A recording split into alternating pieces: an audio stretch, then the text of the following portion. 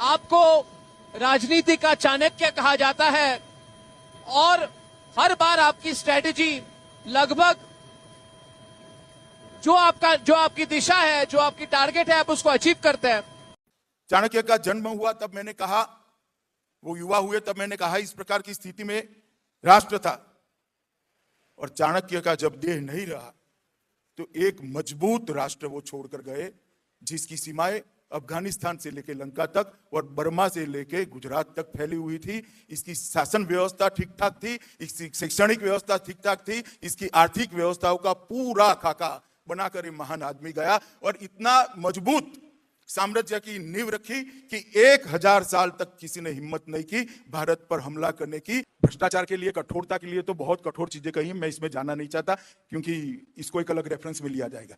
मगर भ्रष्टाचार कितना खतरनाक है, इसके लिए उन्होंने ऐसा कहा था कि कोई भी राजा ऐसा कहता है कि मेरे राज्य में भ्रष्टाचार नहीं है, तो वो जीवा पर, मतलब अपने टंग पर मधु रखकर, हनी रखकर कहना कि मुझे ये स्वीट टेस्ट नहीं आता है, इसके जैसा है, ये असंभव है।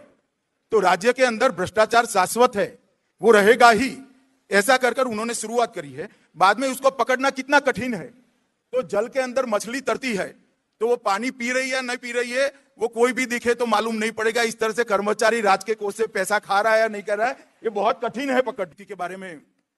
उनका सूत्र बहुत प्रसिद्ध है, सबको मालूम नहीं होगा कि चाणक्य के सूत्र है साम दाम दंड भेद। ये चारों सूत्रों को उन्होंने बहुत अच्छे तरीके से व्याख्यायित किया था। इसकी प्रायोरिटी भी तय कर दी है, साम दाम दंड और भेद, ये चारों की प्रायोरिटी तय कर कर वो गए हैं, लिख कर गए हैं और चारों को बहुत अच्छे तरह से व्याख्यायित किया है। मगर एक उन्होंने वहां पर फुटनोट लगा दी है, साम नाम दंड भेद ये अमात्य ने करने चाहिए, परंतु राजा के लिए नहीं, राज्य के लिए, व्यक्ति को टिकाने के लिए, व्यक्ति को यशस्वी बनाने के लिए नहीं करने चाहिए, राष्ट्र को यशस्वी करना चाहिए। तो दोस्तों, कोई भी चाणक्य बनना, चाणक्य टाइटल लेना क्या उतना आसान है?